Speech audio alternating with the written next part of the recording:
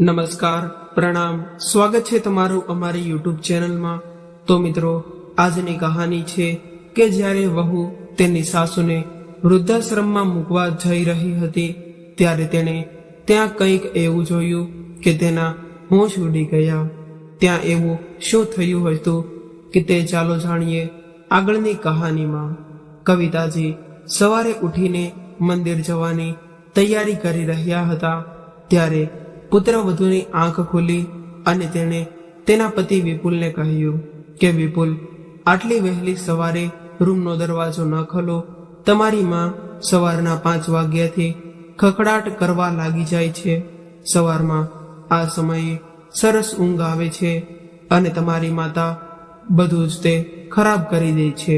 તેને પોતાનું તો કાંઈ કામ હોતું નથી, બસ તેઓ તૈયાર થઈ જઈને મંદિરે જવા નીકળી જશે। અહીં હું ઉઠીશ અને આખો દિવસ ઘરના કામમાં વ્યસ્ત થઈ જઈશ। એમને શું છે, એ તો ન કંઈ કરે છે કે ન તો ઘરે બેસે છે, બસ એમને તો સવારે ઉઠ્યા છે કે મંદિરે ચાલ્યા જવાનું, મંદિરથી આવીને ખાવાનું પીવાનું અને સૂઈ જવાનું। પણ મારી પાસે તો ઘણા કામો હોય છે। ત્યારે વિપુલે કહ્યું, મીનાક્ષી, મને તારા કામનો હિસાબ સમજાતો નથી। ખબર નહીં કે આખો દિવસમાં તું શું કરે અને કેટલું કામ કરે છે। અરે, ઘરમાં નોકરાણી તો છે જે કચરા પોતા, વાસણો અને કપડાં ધોવા માટે આવે છે, છતાં તારી ફરિયાદ ચાલુ રહે છે। મીનાક્ષીએ કહ્યું, હા, ઘરમાં આ એક જ કામ થોડા છે, બીજા ઘણા બધા કામ કરવાના હોય છે। જ્યારે તારી માને ઘરમાં રહેવા મન ન લાગતું હોય તો તું તેને વૃદ્ધાશ્રમમાં કેમ નથી મોકલી આવતો? તે પણ શાંતિથી જીવશે અને હું પણ શાંતિથી જીવીશ। ત્યારે વિપુલ બોલ્યો, શું તું પણ એક વાત લઈને બેસી જાય છે? મારી માં તને સાફ સફાઈ અને શાકભાજી કાપવાનું કામ તો કરી આપે છે ને? મીનાક્ષી બોલી, હવે બસ કર, બહુ થયું આ તારું મા પુરાણ, અને મને સૂઈ જવા દે અને જા જઈને ગેટ બંધ કરી દે। ત્યારે કવિતાજીએ દીકરા અને વહુની બધી વાતો સાંભળી લીધી હતી, પણ તેઓ કંઈ બોલ્યા નહીં અને તેઓ મંદિરે જવા રવાના થઈ ગયા। બીજા દિવસે તેમના ચશ્મા તૂટી ગયા હતા। તે સાંજે શાક સાફ કરતી વખતે તેમણે કહ્યું, વહુ, મારા ચશ્મા તૂટી ગયા છે। ત્યારે મીનાક્ષી બોલી, તમે વિપુલને કહો કે તે તમારા ચશ્મા બનાવી આપશે। ત્યારે વિપુલે કહ્યું, માજી, આ મહિને મારે કામ થોડું ઓછું થયું છે, તો આવતા મહિને બનાવી આપીશ। ત્યારે કવિતાજીએ કહ્યું, ઠીક છે વહુ। અને વિપુલ સાંજે ઘરે આવ્યો, પછી બધા જમ્યા અને પછી સૂઈ ગયા। કવિતાજી રાત્રે જાગી ગયા। તેમને તરસ લાગી હતી।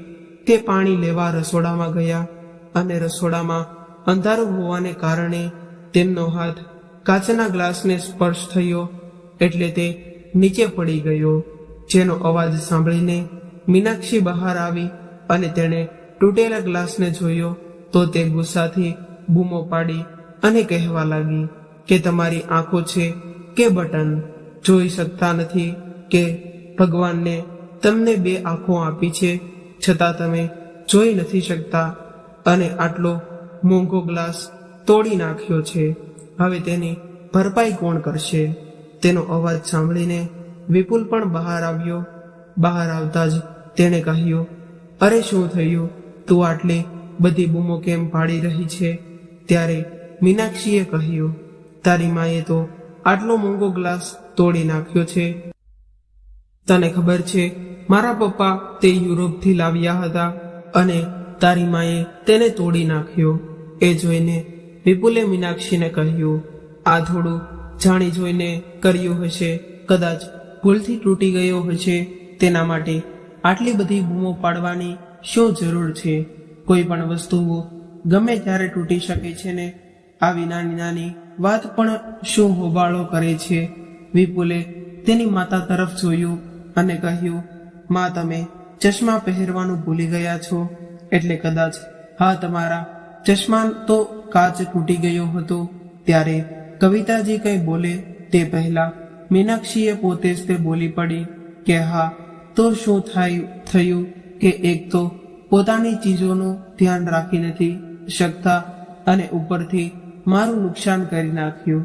આટલું કહીને તે ગુસ્સામાં તેના રૂમમાં ચાલી ગઈ અને રૂમમાં જઈને વિપુલને એક વાત ફરી કહેવા લાગી કે વિપુલ, મેં તને કેટલી વાર કહ્યું છે કે આ ડોશીને તમે વૃદ્ધાશ્રમમાં મોકલી દો, પણ તું એ વાત સાંભળવાની તસ્દી પણ નથી લેતો.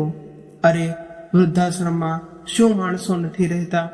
અને ત્યાં તેમની ઉંમરના લોકો પણ જશે એટલે એમનું મન લાગી રહેશે. હું ક્યાં તમારા વિશે વિચારી રહી છું? હું તો ફક્ત તેમના માટે જ કહું છું.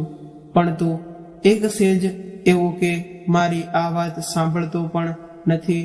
ત્યારે વિપુલે કહ્યું, મીનાક્ષી, તારા પપ્પાએ આપેલો એક ગ્લાસ તૂટી ગયો, પણ બાકીના બધા તો સલામત છે ને? તો તું દર વખતે માતાને વૃદ્ધાશ્રમમાં મોકલવાની વાત શું કામ કરે છે? તો એક વાત સમજી લેજે કે મારી માએ મારા માટે ઘણું બધું કર્યું છે અને હવે જ્યારે તેમને મારી જરૂર છે ત્યારે જો હું મારી માનું ધ્યાન ન રાખી શકું તો હું તેનો દીકરો શું કામનો? ત્યારે મીનાક્ષીએ કહ્યું, બસ તું તો તારી માના ગુણગાન ગાતો રહેજે. વિપુલ બોલ્યો, હા, કેમ ના ગાઉં? મારી માએ મારા માટે શું શું નથી કર્યું. મારા પિતાના મૃત્યુ પછી અમે એક પૈસા માટે બીજા પર નિર્ભીત બની ગયા હતા. ઘરમાં ખાવા માટે અનાજનો દાણો પણ ન હતો.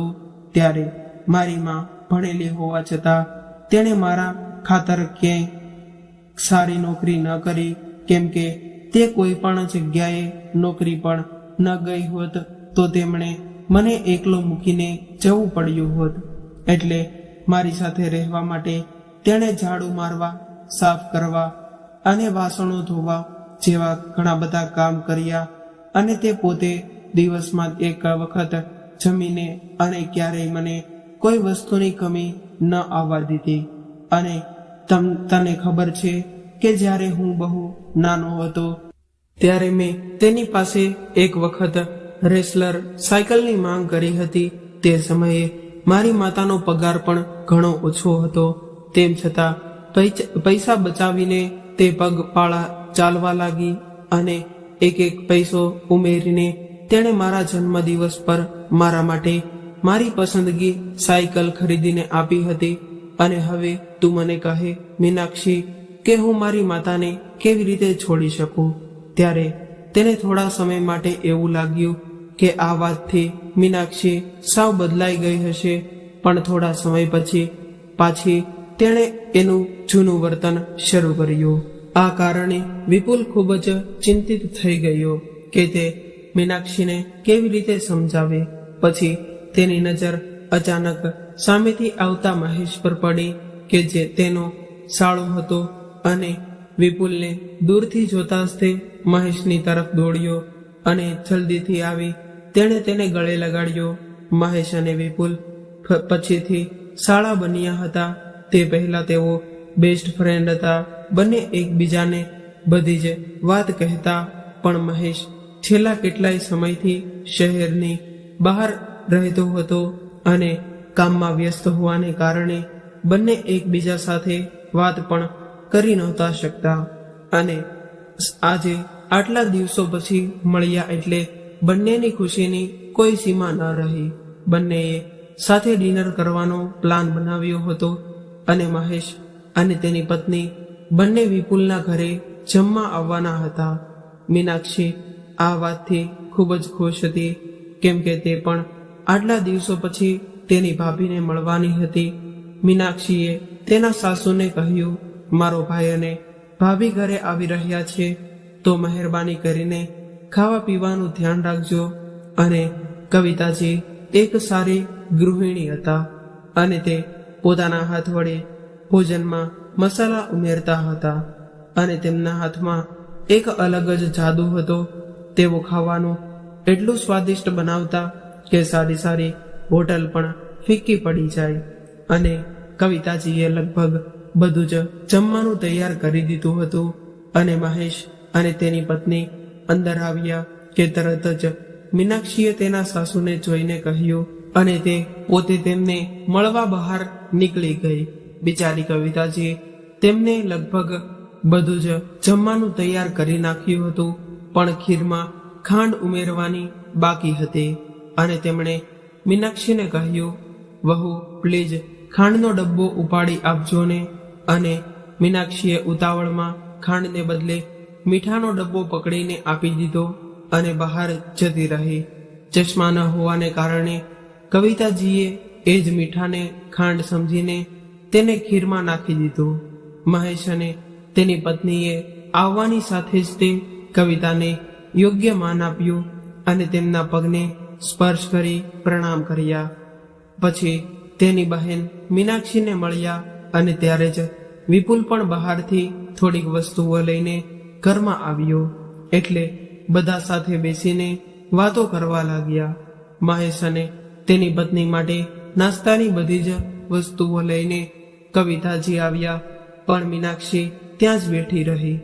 ત્યારે મહેશ અને તેની પત્ની આ બધું જોઈ રહ્યા હતા, પણ તેઓ કંઈ બોલ્યા નહીં. નાસ્તો કર્યા પછી બધા ત્યાં બેઠા અને વાતો કરી રહ્યા હતા. એટલે કવિતાજી ભોજન બનાવવા રસોઈમાં ચાલ્યા ગયા. શાક, ખીર અને બીજું બધું તૈયાર હતું, માત્ર ગરમા ગરમ પૂરી જ તળવાની બાકી હતી. એટલે તેઓએ ગરમા ગરમ પૂરી ઉતારી લીધી અને બધાને જમવા બોલાવ્યા.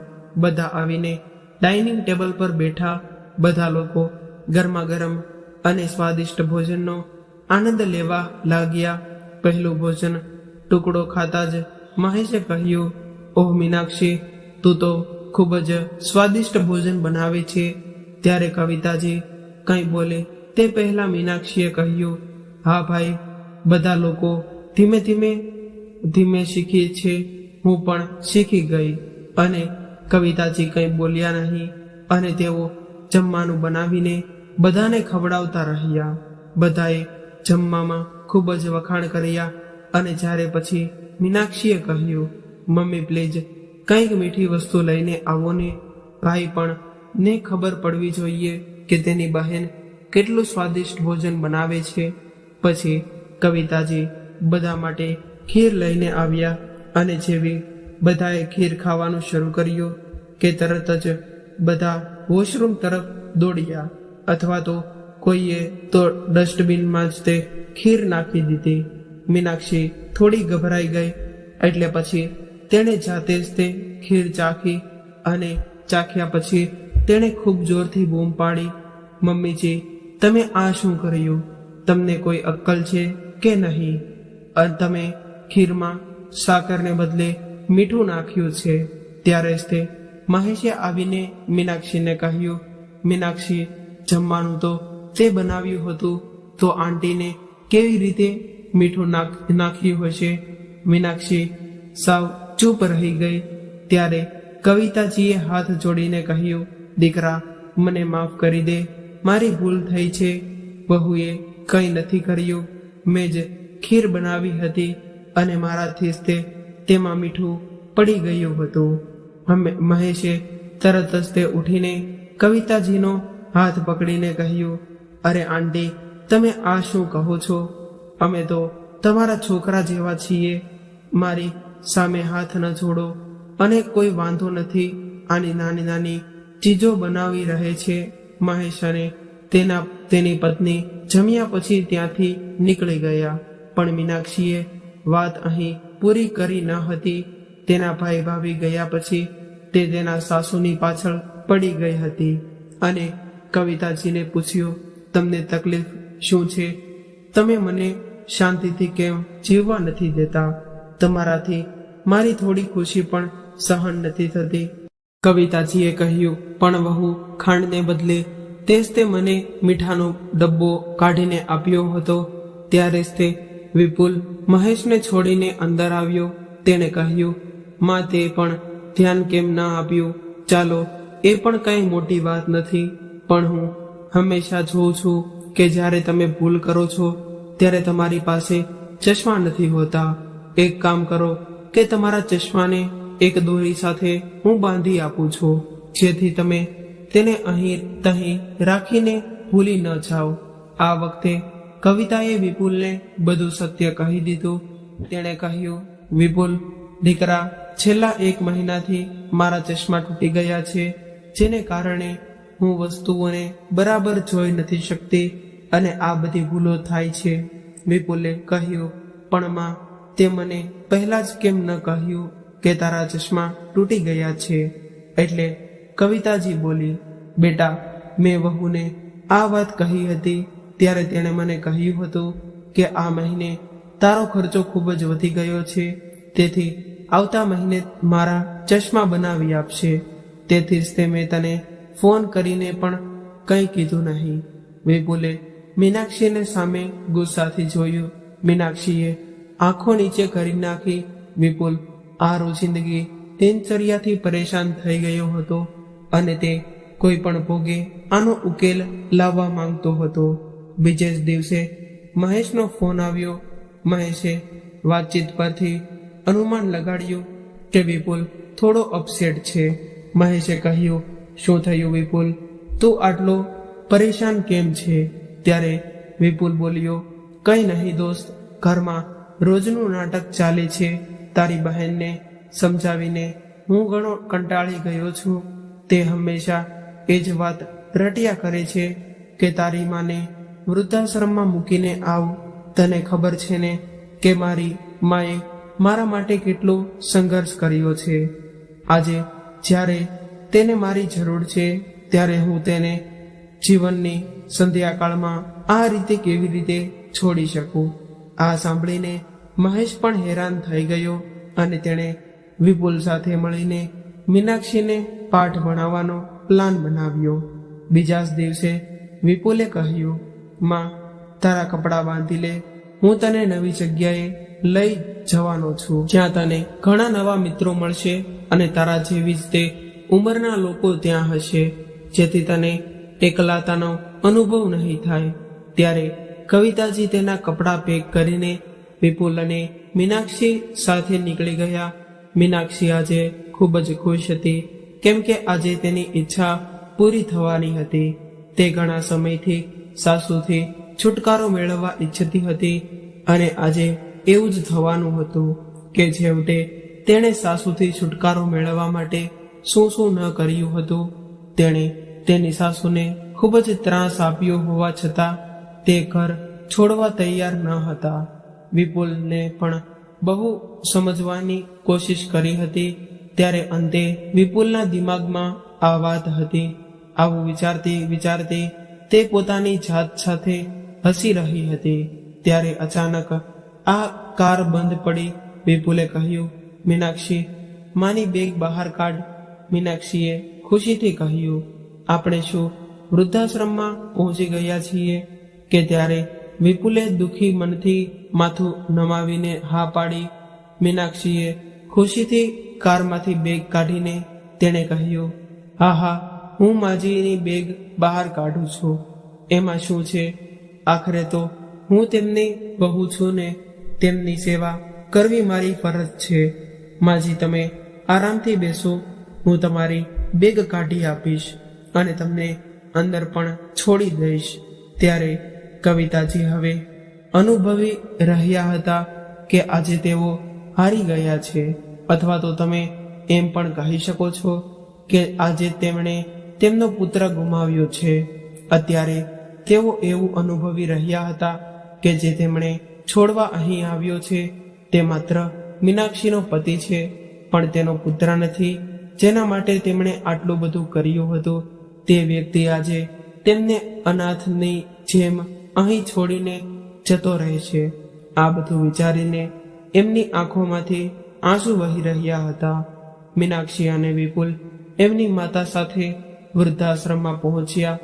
મીનાક્ષી આનંદથી છલકાઈ રહી હતી અને પાગલની જેમ સાસુની બેગને લઈને આગળ ચાલી રહી હતી. વૃદ્ધાશ્રમમાં પ્રવેશવાની સાથે જ તેની આંખો પહોળી થઈ ગઈ હતી. તેમણે અંદર જે જોયું તે જોઈને તેના પગ નીચેથી જમીન સરકી ગઈ.